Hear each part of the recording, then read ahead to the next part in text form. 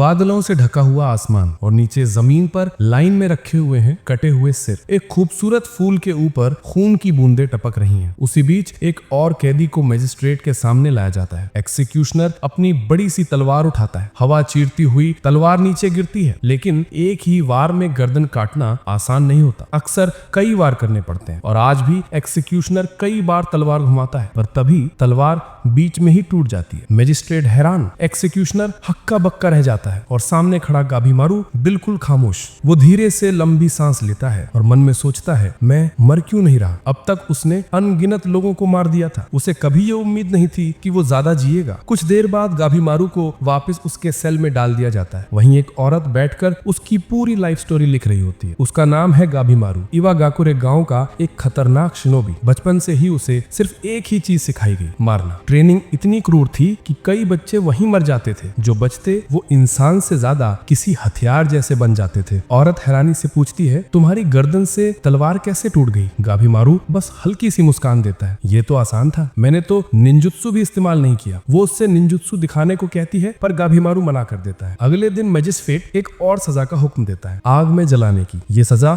बहुत दर्दनाक होती है। शरीर जलता है, मांस सिकुड़ता है और कई बार हड्डियां तक टूट जाती हैं। एक सामुराई दया दिखाते हुए उसे पहले ही भाले से मारना चाहता है, लेकिन जैसे ही वो भाला गाभीमारू के शरीर को छूता है, भाला टूट जाता है। फिर उसे जिंदा आग में फेंक दिया जाता है। विशाल लपटें उसे पूरी तरह निगल लेती हैं, पर कुछ देर बाद आग के बीच से गाभीमारू आंखें खोलता है, जैसे कुछ हुआ ही ना हो। अब वो फिर से सेल में बैठा है और औरत उससे पूछती है, तुम कहते हो कि तुम मरना चाहते हो, फिर भी तुम्हारा शरीर खुद ब खुद बचाव कर लेता है, क्यों? गाभीमारू थक कर कहता है, मैं सच में खुद को नहीं बचा रहा। अगर मेरी मर्जी चलती तो मैं कब का मर चुका होता। वो आगे बताता है, उसे सिर्फ इतना पता है कि बचपन में उसके माँ बाप को गांव के चीफ ने मार दिया था। क्यों? वो खुद नहीं जानता और उसे इससे फर्क भी नहीं पड़ता। शिनोबी का कोई सपना नहीं होता, उनका काम बस एक है, जिन्हें कहा जाए उन्हें मार दो। फिर वो बताता है कि उसे पकड़ा कैसे गया। वो इवागाकुरे छोड़ना चाहता था, लेकिन अपने ही लोग उसे धोखा देकर पकड़वा देते हैं। चीफ चाहता ही नहीं था कि कोई गांव छोड़कर जाए। अगले दिन उसे एक और सजा दी जाती है, 2 बैलों से बांधकर चीर कर मारने की। 2 विशाल बैल लाए जाते हैं। गाभीमारू के पैरों में रस्सियां बांधी जाती हैं। सामुराई बैलों को दौड़ाने की कोशिश करता है, पर ना बैल हिलते हैं ना गाभीमारू, उल्टा बैल ही थक कर गिर जाते हैं। मजिस्ट्रेट शर्म से लाल हो जाता है। वो औरत गाभीमारू के पास आती है, तुम कहते हो कि तुम मरना चाहते हो, फिर भी तुम खुद को रोक क्यों लेते हो? कुछ देर चुप रहने के बाद गाभीमारू गुड़ता है, इवागाकुरे में मैं सबसे ताकतवर था, चीफ मुझे पसंद करता था और उसकी बेटी से मेरी शादी भी करवाई गई थी। वो लड़की थोड़ी पगली थी, पर दिल से बहुत साफ थी। वो मुझे रोज कहती, जूते बाहर उतारो, भगवान को याद करो, खाने के बाद शुक्रिया बोलो। पहले तो मुझे चिढ़ होती थी, क्योंकि शिनोबी ऐसी बातें नहीं करते, पर धीरे धीरे उसकी वजह से मैं बदलने लगा। शायद इसी वजह से मैंने गांव छोड़ना चाहा। चीफ ने इजाजत तो दी, पर एक शर्त पर, पहले आखिरी काम पूरा करो। और उसी काम के दौरान उसे धोखा देकर पकड़वा दिया गया। गाभीमारू को आखिरकार समझ आ गया था कि उसे धोखा दिया गया है। चीफ का विरोध करना ये शुरू से ही बेवकूफी थी और वहीं से उसने जिंदगी से उम्मीदें छोड़ दी। उस रात एक सामुराई उस महिला को समझाता है, तुम गाभीमारू से दूरी बनाए रखो, ये तुम्हारे लिए अच्छा नहीं है। वो बताता है कि गाभीमारू सिर्फ इवागाकुरे का पुराना शिनोबी ही नहीं, बल्कि गाभीमारू द हॉलो है, एक ऐसा खौफनाक आदमी जिसकी आंखों में न खून है न आंसू। जो इसे पकड़ने आए थे तो इस अकेले ने 20 लोगों को मार दिया था। समुराई ये भी कहता है कि अफवाह है कि इवागाकुरे के शिनोबी शिनसेकाई से एलिसिर ऑफ लाइफ पीते हैं, जिससे वो अमर जैसे हो जाते हैं। पर वो औरत बस एक बात पूछती है, अगर वो सच में होलोमान है तो 20 लोगों को मारते वक्त इतनी जान क्यों लगाई? होलो आदमी तो बेपरवाह होता है। उधर गाभीमारू वही सोच रहा होता है जो उस औरत ने कहा था, तुम मरना नहीं चाहते। वो महसूस करता है कि वो सच में लड़ रहा था। जब उसकी गर्दन काटने की कोशिश हुई तो उसने खुद ही अपनी गर्दन सख्त कर दी। वो खुद हैरान है, मैं मर क्यों नहीं रहा जब मेरी जिंदगी में अब कुछ बचा ही नहीं। अगले दिन गाभीमारू को फिर एक नई सजा दी जाती है, उबलते तेल में जिंदा फेंक देने की। तेल 370 डिग्री से ऊपर जलने लगता है। इतनी गर्मी में इंसान का शरीर एक पल भी नहीं टिकता, लेकिन आज तेल उबल रहा है, पतीले फट रहे हैं और गाभीमारू उनमें से चलता हुआ बाहर निकलता है। पूरा शरीर शोले की तरह जल रहा है, पर उसे जरा भी नुकसान नहीं हुआ। वो सोचकर डर जाता है, ये शरीर क्यों जी रहा है, मेरे अंदर बचा ही क्या है। मजिस्ट्रेट गुस्से से कांप जाता है। एक और फेल एक्सिक्यूशन। औरत अपनी किताब बंद करती है, बस हो गया, अब हम अगला हिस्सा शुरू कर सकते हैं। अगला दिन मजिस्ट्रेट गाभीमारू को जंजीरों में बांधकर एक रास्ते से लेकर जा रहा होता है। गाभीमारू पूछता है, आज कौन सी मौत है? मजिस्ट्रेट मुस्कुरा देता है, इस बार तू चुप ही रहेगा। दरवाजा खुलता है, अंदर वही महिला घुटनों पर बैठी है। गाभीमारू हैरान। मजिस्ट्रेट बताता है, यह कोई आम निरीक्षक नहीं है, ये एडो से भेजी भेजी गई एक्सिक्यूशनर है यामादा आसामोइन सागिरी, यामादा क्लान, जिन्होंने पीढ़ियों से तलवारें परखी हैं और एक ही वार में सिर उड़ाने का हुनर रखते हैं। सागिरी गाभीमारू से कहती है, शोगुनेट ने मुझे तुम्हें मारने का आदेश दिया है। गाभीमारू की आंखों के सामने अपना सिर उड़ता दिखाई देता है। पहली बार उसके चेहरे पर डर उतर आता है। ये सच में असली एक्सिक्यूशनर है। वो घबराकर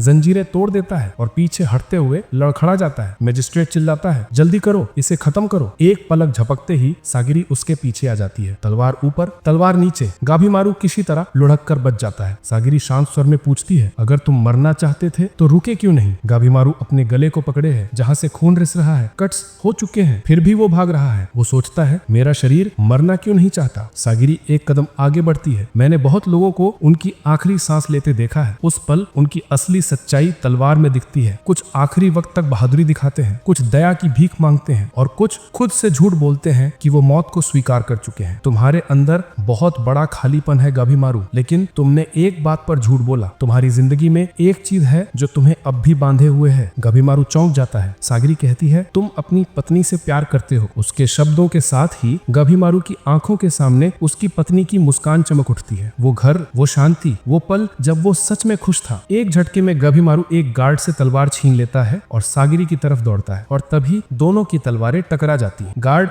अभी गाभीमारू की छीनी हुई तलवार पर रिएक्ट भी नहीं कर पाता कि सागिरी उसकी तरफ देखते हुए कहती है, तुम हर बार इसलिए नहीं मर पाए क्योंकि तुम अपनी पत्नी से प्यार करते हो। तुम खुद से झूठ बोल रहे हो कि तुम्हारे पास कुछ नहीं बचा। गाभीमारू गुस्से में चिल्ला उठता है, चुप, तुम नहीं जानते मैं किस दुनिया में पला हूँ। मैं हॉलो हूँ, मैं इंसान नहीं, एक राक्षस हूँ। कितना भी कोशिश कर लूं, मैं कभी इंसान नहीं बन सकता। अतीत की यादों में वो बताता है कि कैसे वो पैसों के लिए लोगों को मारता था। उसकी पत्नी उसे कुछ नहीं कहती थी, पर उसकी आंखों की निराशा छुपी नहीं रहती थी और इसी वजह से गाभीमारू ने फैसला किया कि वो ये सब छोड़ देगा। दोनों साथ मिलकर एक शांत जिंदगी जिएंगे, यही उसकी पत्नी चाहती। पर जब उसने चीफ से ये बात कही तो चीफ ने उसे कमजोर समझकर फेंक दिया। गाभीमारू फिर हमला करने दौड़ता है। तभी सागिरी अचानक रुककर कहती है, अभी भी तुम्हारे पास एक मौका है। वो एक स्क्रोल दिखाती है जिसमें ऑफिशियल पार्डन लिखा है। इस पर दाग का मतलब है गाभीमारू पर सारे इल्जाम मिट जाएंगे और वो शोगुन की सुरक्षा में रहेगा। न मैजिस्ट्रेट न इवागाकुरे के शिनोबी उसे और उसकी पत्नी को छू भी नहीं पाएंगे। पर इसके साथ एक शर्त है, उसे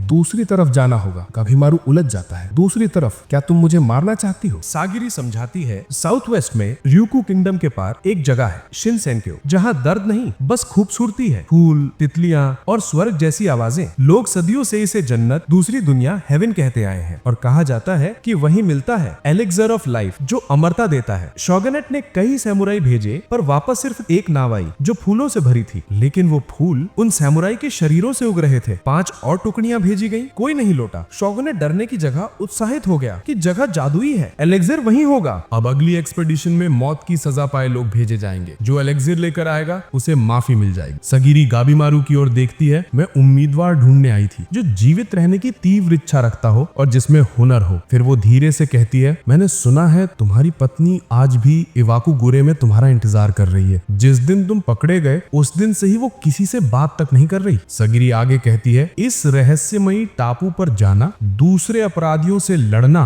और एलेक्सर लाना, यही एक रास्ता है जिससे तुम अपनी पत्नी से मिल सकते हो। क्या तुम ये सब जोखिम मुश्किलें उठाओगे? मैजिस्ट्रेट बीच में चीख उठता है, नहीं, मैं गाभीमारू को माफ नहीं करूंगा। सिपाहियों, हमला करो। उधर गाभीमारू की आंखों में अपनी पत्नी का चेहरा तैर उठता है, आंसू गिर पड़ते हैं। वो सागिरी से पूछता है, तुम अभी भी मेरा निंजित्सु देखना चाहती हो? अचानक गाभीमारू के पूरे शरीर से आग की लपटें उठने लगती हैं। उसकी आंखों की चमक बदल जाती है। कुछ देर बाद गाभीमारू उन सब बेहोश पड़े सिपाहियों के ऊपर बैठा होता है। सागिरी मैजिस्ट्रेट को पीछे रोकती है, जबकि गाभीमारू गिरे हुए गार्ड्स पर बैठा गहरी सांस लेकर कहता है, मैं करूंगा, मैं एलेक्सर ऑफ लाइफ ढूंढ कर लाऊंगा। एक समय की बात है, एक कंडेम्ड स्टोरी टेलर ने आखिरी इच्छा जताई थी कि उसकी फांसी उसी वक्त दी जाए जब वो अपनी कहानी सुना रहा हो। सागिरी के पिता यामाडा आसिमोंग किचिजी ने उसकी इच्छा पूरी की। एक ही बार में स्टोरी टेलर का सिर अलग हो गया, लेकिन उसकी जुबान कहानी सुनाती रही, मानो उसे पता ही ना हो कि वो मर चुका है। ये था एक परफेक्ट एग्जीक्यूशन, बिना दर्द, बिना डर, बिना किसी भावना के। यही दृश्य देखकर छोटी सागिरी ने फैसला किया कि वो भी अपने पिता जैसी बनेगी, एक ऐसी एग्जीक्यूशनर जिसकी तलवार कभी न कांपे। लंबे अभ्यास के बाद उसने अपना पहला एग्जीक्यूशन किया। सिर एक ही बार में गिर गया, लेकिन उसी रात उसे मरे हुए लोगों की परछाइयां दिखाई देने लगी। उसके सीनियर ने समझाया, तुम्हारी तलवार में डर है और जब तलवार डर महसूस करती है तो मौत दर्द देती है। अगली बार सागिरी ने तलवार की धार देखी और उसमें फिर वही मृत चेहरे उभर आए। उसे एहसास हुआ कि उसके मन का डर उसकी तलवार को भारी बना रहा है और ये भारीपन दूसरों को पड़ी सजा में बदल जाता है। समय बीतता है। अब शोगुनेट के सामने सैकड़ों कंडेम्ड क्रिमिनल्स खड़े हैं। उनके सामने है तोकुगावा नारायोशी, शोगुनेट का शासक। सामुराई मिशन समझाते हैं, शिनसेनक्यो जाओ और एलिक्सिर ऑफ लाइफ लेकर वापस आओ। जो इसे लेकर आएगा उसे पूर्ण माफी मिल जाएगी। ये सुनते ही सभी अपराधियों की आंखों में चमक उभर आती है। किसी सीरियन किलर के चेहरों पर तो खुलकर खुशी छा जाती है, जैसे उसे फिर से आजाद होकर लोगों का कत्ल करने का मौका मिल गया हो। सगिरी सोचती है, क्या ऐसे लोगों को मारते हुए वो बिना डर बिना झिझक एक साफ वार कर पाएगी? उधर गाबीमारू भीड़ के बीच बिल्कुल बेपरवाह बैठा है, इतना कि एक झंभाई तक ले लेता है। पास खड़ी एक महिला कुनोची उसे पहचान कर कहती है कि अफवाहों के मुताबिक वो बहुत खतरनाक होना चाहिए था, लेकिन असल में तो वो एक थका हुआ टूटा सा इंसान लगता है। सगिरी भी यही सोच रही थी, क्या वो बाकी अपराधियों जैसा है या उनसे भी ज्यादा भयानक? वो तलवार में झांकती है और उसे फिर वही मृत चेहरे दिखते हैं। उसका हाथ कांप उठता है। सामुराई अब एक सफेद चादर से ढका हुआ वस्तु लाते हैं। जैसे ही चादर हटती है, अंदर एक इंसान दिखाई देता है जिसके पूरे शरीर से फूल, लताएं और टहनियां उग रही थीं। सामुराई बताते हैं, ये हाल की एक्सपेडिशन का एकमात्र वापस लौटा हुआ सोल्जर है। बाकी 60 लोग अब तक लापता है। जब ये लौटा, इसके शरीर पर सिर्फ छोटे छोटे उभार थे और अगले दिन ये फूलों में बदलने लगा। ये सुनकर क्रिमिनल्स घबरा जाते हैं। वे चिल्लाते हैं कि उन्हें ये सब पहले क्यों नहीं बताया गया, लेकिन सामुराई इसे स्वर्ग का वरदान कहकर चुप कराना चाहते हैं। भीड़ में खड़ा एक छोटा क्रिमिनल कांपते हुए पूछता है, अगर ये सच में स्वर्ग है तो लोग वापस इंसान बन के क्यों नहीं लौटते? अगर एलेक्सिर सच में वही है तो फिर इतना कम सबूत क्यों है? हेड सामुराई शांत स्वर में बोला, अगर तुम्हें डर लग रहा है तो एक्सपेडिशन से बाहर निकल सकते हो, भाग लेना जरूरी नहीं है। एक टैटू वाला क्रिमिनल तुरंत बोल उठा, मैं बाहर हूँ। वो मुड़कर चलने ही वाला था कि एक आसिमोन एग्जीक्यूशनर ने झटके में उसका सिर उड़ा दिया। हेड सामुराई शांत स्वर में बोला, आइलैंड पर पहुंचने के बाद हर क्रिमिनल के साथ एक मॉनिटर होगा, एक यामाडा आसिमोन। अगर तुमने गड़बड़ की वहीं मार दिए जाओगे और अगर तुम्हारा मॉनिटर किसी भी वजह से मारा गया तो भी तुम्हारा सिर वही कलम कर दिया जाएगा। मॉनिटर के बिना कोई वापस जहाज पर कदम नहीं रख सकता। गाबीमारू ने सगिरी से पूछा, ये सब सच है? सगिरी ने सिर हिलाकर हाँ कह दिया। गाबीमारू चुपचाप स्वीकार कर लेता है, जो सगिरी को सोचने पर मजबूर करता है कि वो बहादुर है या बेवकूफ। शोगुन झुककर कुछ शब्द हेड सामुराई के कान में फुसफुसाता है और सामुराई तुरंत आदेश में बदल देता है, आइलैंड पर सभी को नहीं ले जाया जा सकता। जहाज की क्षमता और उपलब्ध आसिमोन सीमित हैं, इसलिए यहाँ अभी तुम्हारा नंबर कम किया जाएगा। क्रिमिनल समझ नहीं पाते, पर तभी एक स्कार्ड यंग क्रिमिनल जो किसी की गर्दन दबाकर मार रहा था, हंसते हुए बोला, समझ में नहीं आता, सामुराई चाहते हैं कि हम एक दूसरे को मार दें। वो पास पड़े पत्थर से दूसरे क्रिमिनल का सिर फोड़ देता है। जल्दी करो वरना तुम मारे जाओगे। हेड सामुराई उसकी बात से सहमत होता है। जो यहाँ मर जाएगा वो आइलैंड पर भी वैसे भी बेकार ही होता, लेकिन चेतावनी देता है, अपने बांधे हुए हाथ मत खोलना। और फिर शुरू हुआ एक पागलपन भरी लड़ाई। क्रिमिनल्स एक दूसरे की गर्दनें तोड़ रहे थे, घुटनों से कुचल रहे थे, पत्थरों से सिर फोड़ रहे थे। एक अराजक खून से भरा मैदान। सगिरी शांति से ये सब देख रही थी, जबकि गाबीमारू बीच में खड़ा एकदम चुपचाप, मानो ये सब मजाक हो। शोगुन इस खूनी दृश्य को देखकर बच्चों की तरह उत्साहित था। आजकल मौत की लड़ाइयां देखने को कहां मिलती हैं। हेड सामुराई मन ही मन घृणा से भर गया। हाथ बंधे हैं, ये कोई लड़ाई नहीं, बस एक भीड़ की जान बचाने की कोशिश है। शोगुन पूछता है, रेड सील वाले क्रिमिनल कौन है? यानी वे जिनके कौशल इतने ऊंचे हैं कि लगभग अलौकिक लगे। सामुराई उन्हें दिखाते हैं। पहला, ब्लॉन्ड हेड स्कार्ड यूथ, जिसने लड़ाई शुरू की थी। कम उम्र में ही वो पहाड़ों में बैंडेड गांव का नेता बन गया था। दूसरी, वही कुनूची जिसने पहले गाबीमारू को पहचाना था। शागुआ कैसल के आक्रमण में उसने अकेले ही पूरे किले के रिटेनर्स को समाप्त कर दिया था। तीसरा, एक लंबी जुल्फों वाला master swordsman, the blade dragon. चौथा, एक विशालकाय आदमी जिसके बारे में कहा जाता है कि वो भालुओं को सिर से पकड़कर खा जाता है। तलवारें और भाले तो उस पर असर नहीं करते। और फिर सबसे आखिरी नाम, गाबीमारू द हॉलो, एक जिंदा किंवदंती। लेकिन हैरानी की बात, जब सामुराई उसकी ओर इशारा करता है, गाबीमारू तो बस लड़ाई के बीच में चुपचाप खड़ा है, हिला तक नहीं। सगिरी के सीनियर एजेन उससे पूछते हैं, डर लग रहा है? वो आगे कहता है, आइलैंड पर इससे भी बदतर होगा। केवल क्रिमिनल्स नहीं, तुम खुद भी मौत का सामना करोगी। क्या तुम वार कर पाओगी? वो फिर कहता है, तुम इस काम के लायक नहीं हो सगिरी। एक वॉरियर की बेटी को अपने महल में शांत जीवन बिताना चाहिए, एग्जीक्यूशनर बनने के लिए नहीं। सगिरी की आंखों में चोट साफ दिखती है, लेकिन वो चुप रहती है। एक गहरी सांस लेकर वो धीमे से जवाब देती है, अगर मेरे बस में होता तो मैं ये रास्ता चुनती ही नहीं। लेकिन बचपन से ही वो सच जानती थी, यामाडा क्लैन में पैदा होने का मतलब है लोगों की मौत के सहारे जीना, लाशों पर तलवारें जांचना, अपराधियों के सिर काटना और शवों से दवाइयां बनाना, यही उनकी किस्मत है। बचपन में बच्चे उसका पीछा करते हुए उस पर पत्थर फेंकते और चिल्लाते। नेक चॉपर अस्सा की बेटी, वो चाहकर भी इसे अनदेखा नहीं कर सकती थी, क्योंकि सच हमेशा उसकी तलवार में झलकता है। प्रेजेंट में इनक्लोजर के भीतर कुछ क्रिमिनल भागने की योजना बनाते हैं। वे सगीरी को देखते हैं और सोचते हैं कि ये तो एक औरत है, उसे गिराकर उसकी तलवार छीन लेंगे। इजेन आगे बढ़ता है उन्हें मारने, लेकिन सगीरी उसे रोक देती है। इस बार वो खुद आगे बढ़ती है। उसे अपने बचपन की याद आती है। वो एग्जीक्यूशनर के भाग्य से भाग नहीं सकती, लेकिन उसे चुपचाप स्वीकार भी नहीं करेगी। वो अपनी किस्मत खुद चुनना चाहती है। सगीरी तलवार तैयार करती है। डर फिर से उसकी गर्दन पर चढ़ने लगता है, लेकिन वो आगे बढ़ती है और क्रिमिनल्स के सिर काट देती है। वो समझ नहीं पाती कि डर बार बार क्यों लौट आता है, पर तभी उसे गाबीमारू की आवाज सुनाई देती है। लोगों को मारना कभी ठीक नहीं होता। गाबीमारू अब शोगुन से बोल रहा था। ये चुनने का तरीका सही नहीं है। ये लोग क्रिमिनल हैं, पर सबने अपनी मर्जी से नहीं मारा। शोगुन के गार्ड्स गाबीमारू पर भड़क जाते हैं कि वो इतने सीधे शब्दों में शोगुन से बोल रहा है, लेकिन गाबीमारू वही दोहराता है, जब जबरदस्ती ना हो किसी को मारना बिल्कुल स्वाभाविक है रोकना। हेड सामुराई आदेश देता है, जो क्रिमिनल गाबीमारू को मार देगा उसे सीधे एक्सपेडिशन में शामिल कर लिया जाएगा। एक क्रिमिनल ये सुनते ही खुशी से एक बड़ा पत्थर उठाता है। गाबीमारू उसे समझाने की कोशिश करता है, लेकिन क्रिमिनल चिल्लाता है, मुझे कोई फर्क नहीं पड़ता, जिंदा रहने के लिए किसी को भी मार दूंगा। वो पत्थर गाबीमारू की ओर फेंकता है। गाबीमारू आसानी से बच निकलता है। अब रास्ता ना बचने पर गाबीमारू खक्कर धीरे से कहता है, ठीक है, लड़ना ही पड़ेगा। क्रिमिनल हैरान, तुम तो मारना नहीं चाहते थे। गाबीमारू जवाब देता है, मरना नहीं चाहता, क्योंकि मरने की गुंजाइश मेरे लिए बिल्कुल नहीं है। बस इतना सोचते ही वो एक तेज वार में अपने नंगे हाथों से क्रिमिनल का गला फाड़ देता है। इसके बाद वो दूसरे कॉन्विक्ट्स पर टूट पड़ता है। किसी को लात से, किसी की गर्दन दांतों से तोड़ देता है। एक पूरा समूह उस पर टूट पड़ता है, पर गाबीमारू हवा में उछलकर उन्हें भी खत्म कर देता है। लड़ते लड़ते वे समुद्र तट तक पहुंचते हैं, जहां गाबीमारू आखिरी हमलावर के सीने में हाथ डालकर मार गिराता है। शोगुन और सामुराई दंग रह जाते हैं। अब उन्हें यकीन हो गया था कि उनके सामने खड़ा ये आदमी असल में वही है, गाबीमारू द हॉलो। इधर सगीरी को गाबीमारू की बात याद आती है कि कैसे किसी को मारना उस पर बोझ बन जाता है। यही तो उसकी भी सच्चाई है। हर सिर जो वो काटती है, उसका भार उसकी तलवार पर, उसके दिल पर जमा होता जाता है। वो समझती है मुद्दा ये नहीं कि वो किलिंग से डरती है, बल्कि ये कि वो हर मौत का बोझ उठा पाती है या नहीं। एक आंसू उसके गाल पर लुढ़कता है, जिसे देखकर एजिन पूछता है, सब ठीक है क्या? गाबीमारू को मारना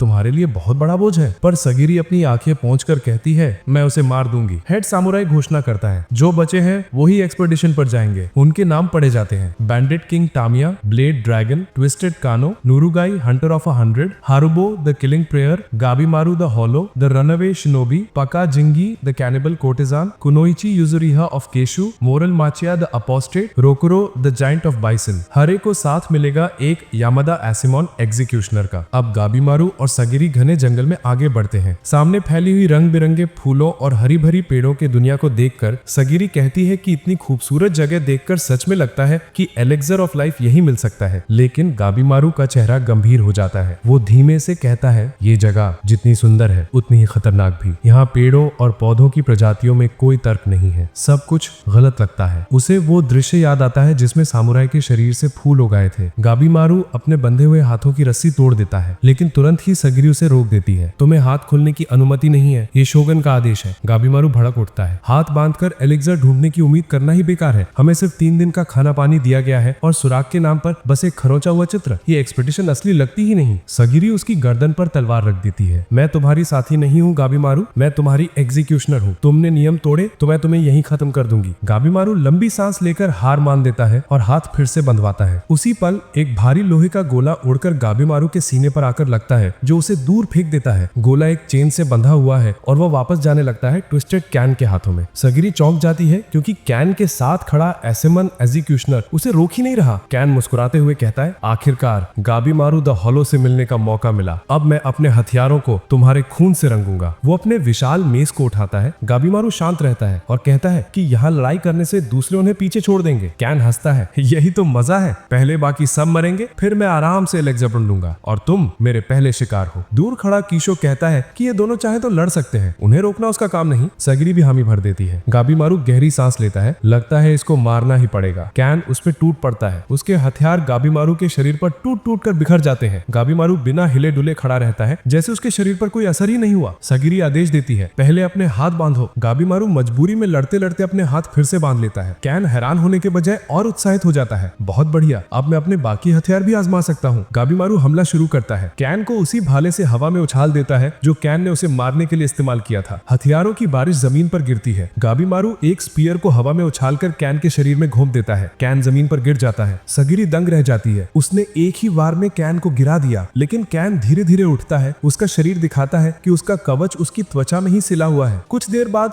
कैन जमीन पर मरा पड़ा है। उसका पूरा शरीर हथियारों से छलनी है। गाबीमारू अपने अब भी बंधे हुए हाथ सगिरी को दिखाता है। चलते हैं, हमें एलेक्सा ढूंढना है। कीशो आगे बढ़ता है, तलवार निकालता है और कैन का सिर काट देता है। वो सिर उठाकर गाबीमारू से कहता है, हम दुश्मन भी नहीं और साथी भी नहीं। अगर अपराधी भागने की कोशिश करे तभी लड़ाई होगी। गाबीमारू और सगिरी चुपचाप आगे बढ़ जाते हैं। वो सिर उठाकर उन्हें अलविदा कहता है। गाबीमारू उससे पूछता है कि क्या उन्हें लड़ने की जरूरत नहीं है, तो कीशो बताता है कि वे न दोस्त हैं न दुश्मन। अगर जिस क्रिमिनल की जिम्मेदारी उनकी है वो मर जाए तो बस उसका सिर वापस ले जाना होता है। सागरी उसे सावधान रहने को कहती है, लेकिन कीशो हंसकर बोलता है कि वो तो खुद को किस्मत वाला मानता है कि इतनी जल्दी घर लौट रहा है, और सागरी बेवजह ये सोच रही है कि वो सुरक्षित है क्योंकि गाबीमारू के हाथ बंधे हैं। कीशो उसे बताता है कि उसने इन्हीं पलों में ही कितना कुछ देख लिया। कुछ लोग किनारे पर पहुंचते ही दूसरों को खत्म करके अपनी कंपटीशन कम करना चाहते थे। कुछ लोग साथ काम करने का ड्रामा कर रहे थे और कुछ सच में टीम अप करने की कोशिश कर रहे थे। इन क्रिमिनल्स ने तो समाज के नियम पहले दिन से नहीं माने। इन लोग को बचने के लिए जो तरीका सही लगेगा वही अपनाएंगे। सागरी पूछती है कि अगर क्रिमिनल्स नियम तोड़ देंगे तो क्या इन्हें वापस जेल नहीं डाल दिया, लेकिन इस पर कीशो फिर से उसे रिजिड कह देता है। वो बताता है कि एक समुराई के लिए शोगन की बात सबसे ऊपर है। सबसे बड़ा लक्ष्य है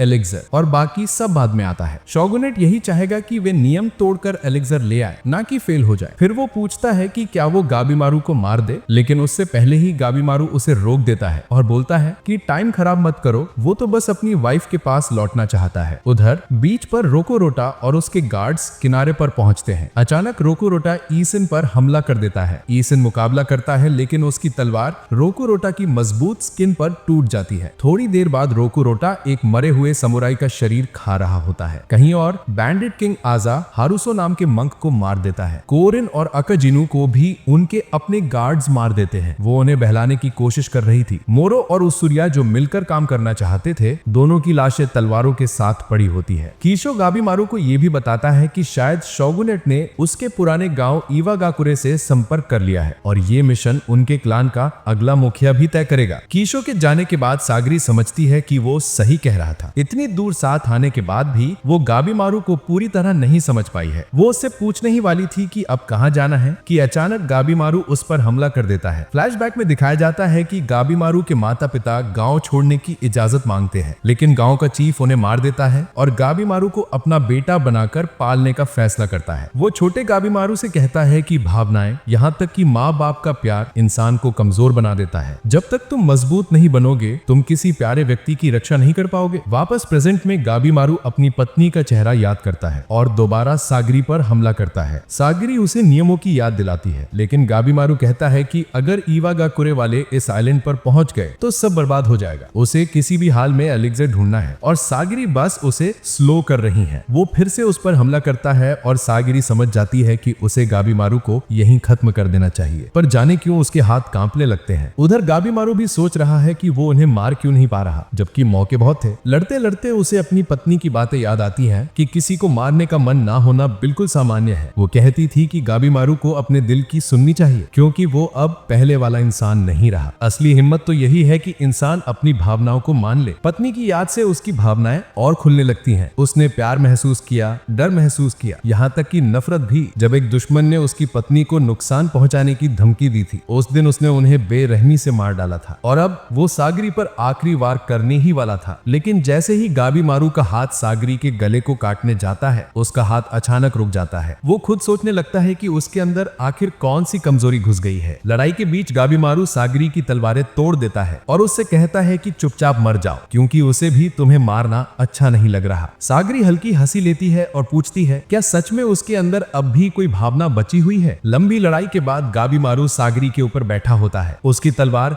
सीधे सागरी के गले पर टिकी होती है। वो कहता है कि उसके अंदर कोई भावना नहीं बची क्योंकि वो गाबीमारू द हॉलो है। उसने इतने लोग मार दिए कि अब उसे फर्क नहीं पड़ता। एक और इंसान मर जाए उसे क्या महसूस होगा, लेकिन उसका हाथ कांपने लगता है। वो तलवार को स्थिर नहीं रख पा रहा। चीफ की भूतिया परछाई धीरे धीरे उसकी पत्नी की गर्म झप्पी में बदलने लगती है। वो सोचता है कि वो अब भी क्यों हिचक रहा है, जबकि जबकि उसे तो कुछ महसूस ही नहीं होना चाहिए। सागरी उसके चेहरे को देखती है और समझती है कि गाबीमारू जब भी किसी को मारता है तो उसके चेहरे पर यही दर्द वाला भाव आता है, जैसे वो खुद को ही रोक रहा हो। वो महसूस करती है कि जिस माहौल में गाबीमारू बड़ा हुआ है उसी ने उसे गलत तरह से गढ़ दिया। वो कोई खाली इंसान नहीं, वो एक इंसान है जिसकी भावनाएं हैं, और उसे देखते देखते सागरी ने भी अपने भावनाओं का सामना करना सीख लिया। गाबीमारू के आंखें भर आती हैं। वो खुद को कोसते हुए कहता है कि वो कितना कमजोर हो गया है कि एक लड़की को भी नहीं मार पा रहा, लेकिन सागरी उसे रोकती है और कहती है कि ये कमजोरी नहीं, ये असली ताकत का बीज है। अपने दिल से भागना नहीं, यही असली करेज है। गाबीमारू को अपनी पत्नी की वही बातें याद आ जाती हैं जो उसने पहले कही थी। सागरी उठकर बैठती है और कहती है कि इस बार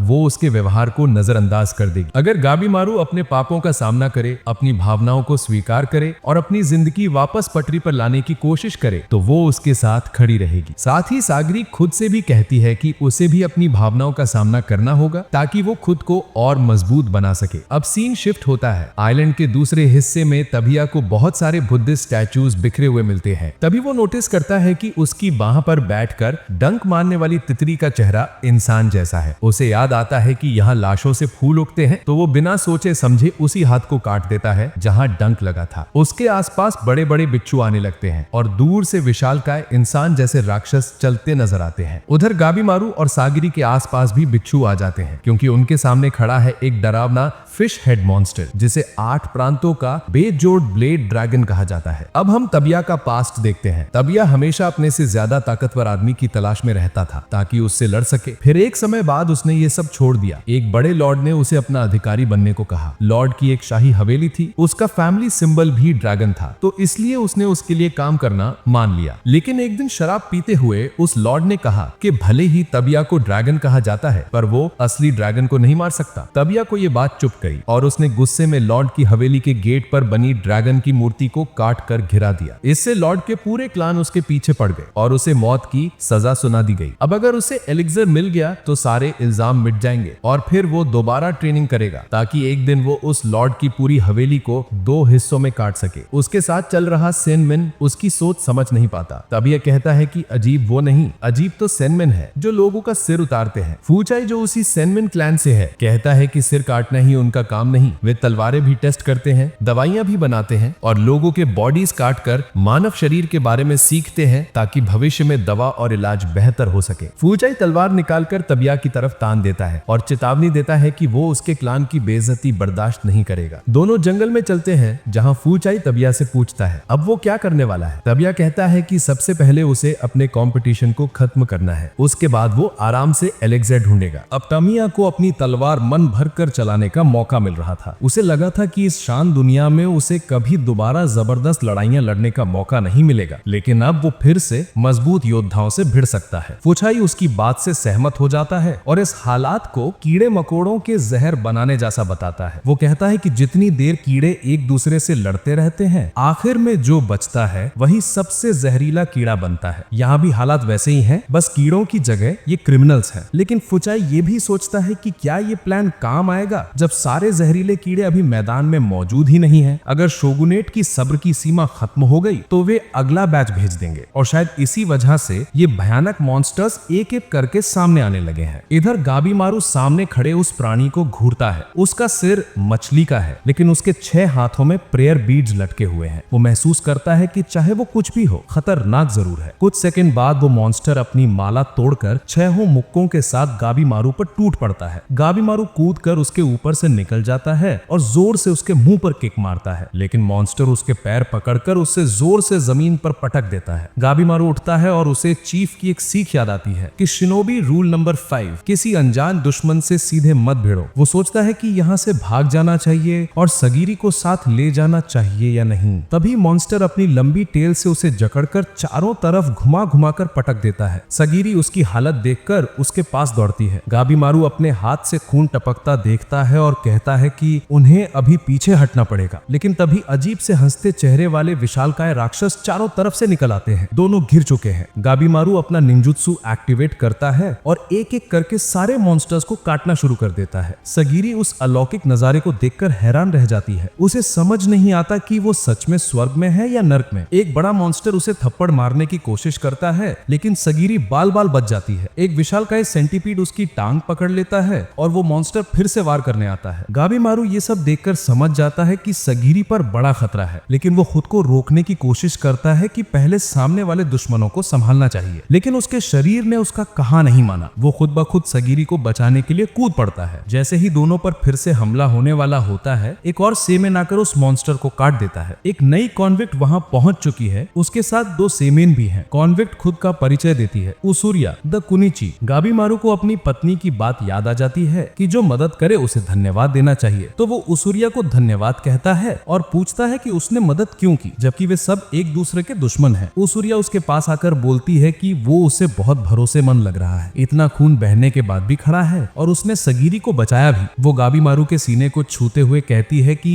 वो इस खतरनाक जगह से बहुत डर रही है और अगर गाबीमारू उसे प्रोटेक्ट करे तो वो उसकी हर बात मानेगी। गाबीमारू उसका हाथ जोर से पकड़कर उसे जमीन पर धकेल देता है और चेतावनी देता है कि वो उसे बहकाया नहीं जा सकता। उसूरिया बैठकर माफी मांगती है, लेकिन कहती है कि वो उसका साथ काम करना चाहती है। आखिर 5 लोग 3 से ज्यादा सुरक्षित रहते हैं। सगीरी उससे पूछती है कि उसके साथ 2 सीमेन क्यों हैं। तभी उनमें से एक गेंजी बोलता है कि उसे पहले मोरो को संभालने भेजा गया था, लेकिन उसूरिया ने उसे बेवकूफ बना दिया और मोरो मारा गया। फिर उसने खुद सोचा कि उसूरिया जैसी खतरनाक क्रिमिनल को सिर्फ एक एग्जीक्यूशनर कंट्रोल नहीं कर सकता, इसलिए वो खुद भी उसकी सुरक्षा के लिए चल पड़ा। गाबीमारू और सगीरी उसे घूरते हैं। उन्हें साफ लग रहा है कि वो उसूरिया के चक्कर में पड़कर ही आया है। दूसरा सेमेन अपना नाम बताता है, सेंता, और कहता है कि रास्ते में उन्होंने पागल कीड़े, राक्षस और जिंदा स्टैचूज देखे हैं और वे दोनों जानते हैं कि ये जगह कितनी खतरनाक है।